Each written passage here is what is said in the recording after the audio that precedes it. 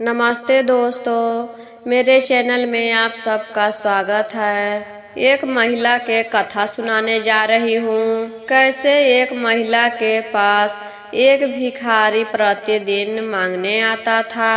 महिला जो थी शिव भक्त थी, शिव के अपना गुरु मानी थी। उसके घर रोज एक भिखारी मांगने के लिए आता था और वह देती भी थी। लेकिन एक दिन उसका मन किया, क्यों न रोटी में जहर लगाकर भिखारी को दे दे।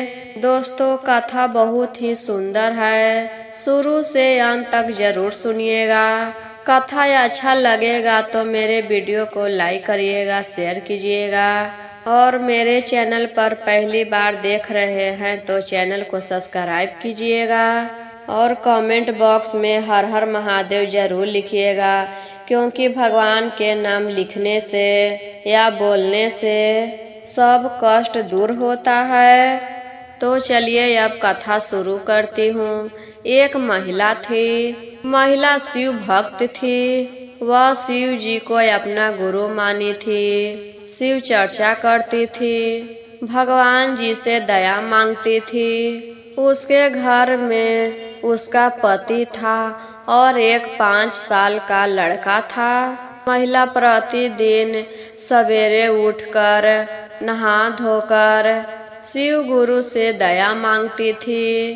फिर उसके बाद अपने बच्चे के लिए नाश्ता बनाने लगती थी, जो कि उसका लड़का स्कूल जाता था।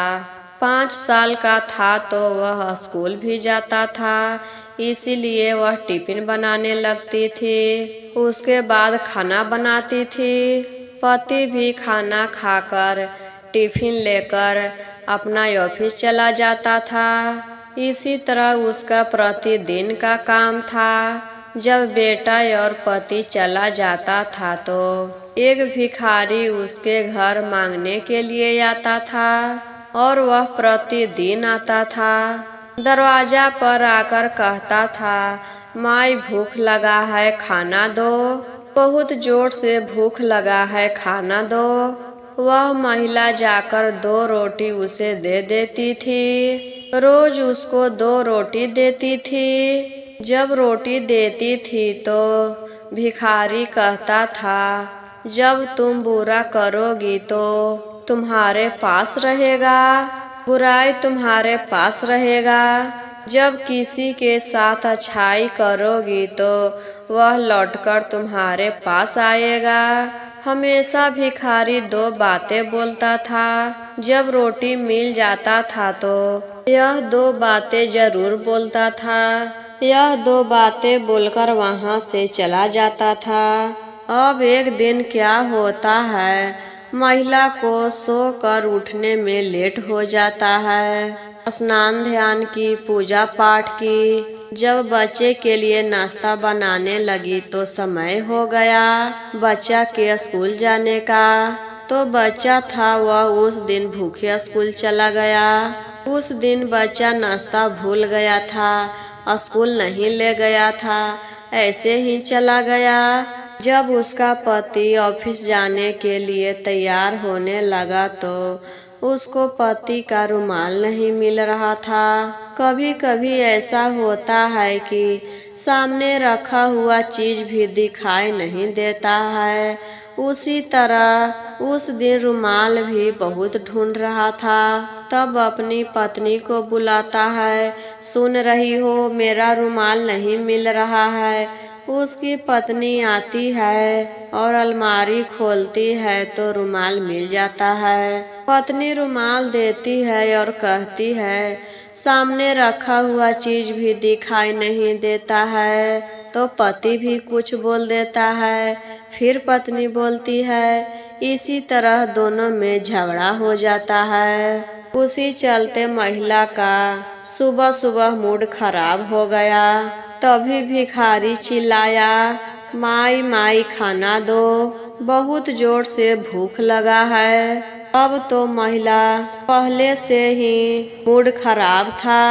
जब भिखारी चिल्लाने लगा तो महिला को और ज्यादा गुस्सा आ गया और वह मन ही मन बोलती है कि उसको रोज रोटी देते हैं, लेकिन कभी भी दो बातें अच्छा नहीं बोलता है, आशीर्वाद भी नहीं देता है।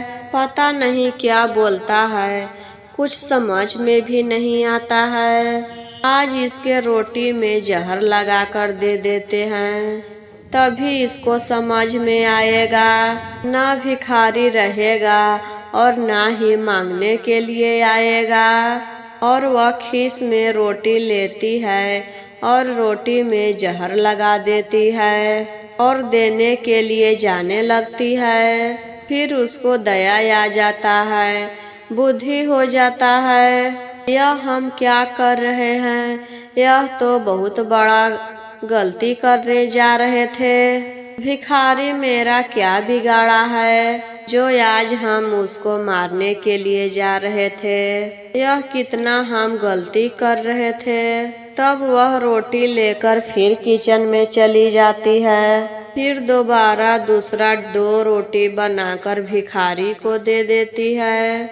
जब भिखारी 2 रोटी लेता है तो फिर यही बातें बोलता है, पूरा करोगी तो तुम्हारे पास रहेगा और अच्छा करोगी तो लौटकर तुम्हारे पास आएगा। और यह सुनकर महिला अंदर चली गई और जो 2 रोटी जहर वाला था उसको तावा पर रखकर जला देती है। जब स्कूल से छुट्टी होने का टाइम हुआ तो महिला खाना बनाकर तैयार थी कि अब बच्चा आएगा, खाना खाएगा। उसका पति ऑफिस से आ जाता है, खाना खा लेता है, लेकिन उसका बच्चा अभी तक नहीं आया था उस दिन। अब वह बहुत घबराने लगी कि मेरा बच्चा कहाँ है, क्या कर रहा है, अभी तक स्कूल से नहीं आया है।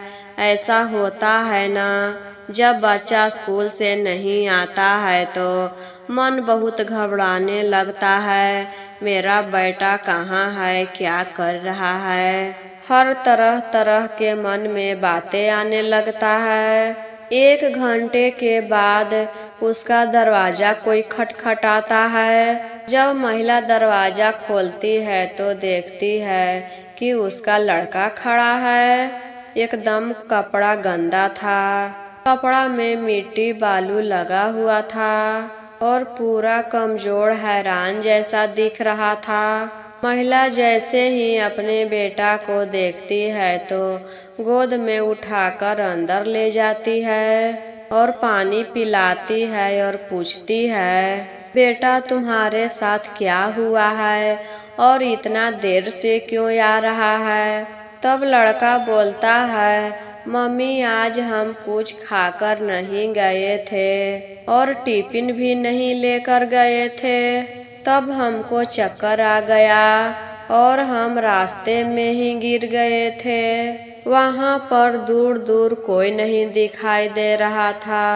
तभी वहाँ पर एक भिखारी बाबा आए, जिसको आप रोज रोटी देते हैं, वही मेरे पास आए और हमको दोनों रोटी खिलाए और पानी भी पिलाए। भिखारी बाबा, जब हम रोटी खाए तब जाकर हमको कुछ अच्छा लगने लगा। मम्मी, अगर आज भिखारी बाबा वहाँ नहीं आते तो हम तो मर ही जाते। इतना सुनने के बाद उसकी मम्मी अपने बेटे को पकड़कर बहुत जोर जोर से रोने लगी, अपने गलती का पश्चाताप करने लगी। आज हमसे कितना बड़ा पाप होने जा रहा था। आज हम भिखारी के रोटी में जहर मिला दिए थे। अगर वह रोटी हम भिखारी को दे देते और वह भिखारी उस रोटी को मेरे बेटे को खिलाता तो आज क्या हो जाता। तो आज हम अपना बेटा को खो देते। तब उसको भिखारी के बात याद आता है। भिखारी जो 2 बातें बोलता था कि बुरा करोगी तो तुम्हारे पास बुरा होगा और अच्छा करोगी तो तुम्हारे पास लौट कर आएगा। तब जाकर उसको समझ में आता है भिखारी के बात। वह मन ही मन ईश्वर से क्षमा मांगने लगी। भगवान, मेरे किए हुए गलती का माफ कीजिएगा। अपनी कृपा सदैव हम पे बनाए रखिएगा। तो गुरु बहना, किया हुआ लौटकर जरूर आता है। इसीलिए सभी लोग कहते हैं कि अच्छा कर्म किया करो, अच्छा करोगे तो अच्छा होगा तुम्हारे साथ, और बुरा करोगे तो बुरा लौट कर आएगा। इसी चलते हमें किसी के साथ भी अच्छा कर्म करना चाहिए।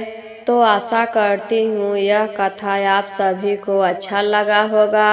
तो एक साथ सब बोलिए, जय महादेव, हर हर महादेव।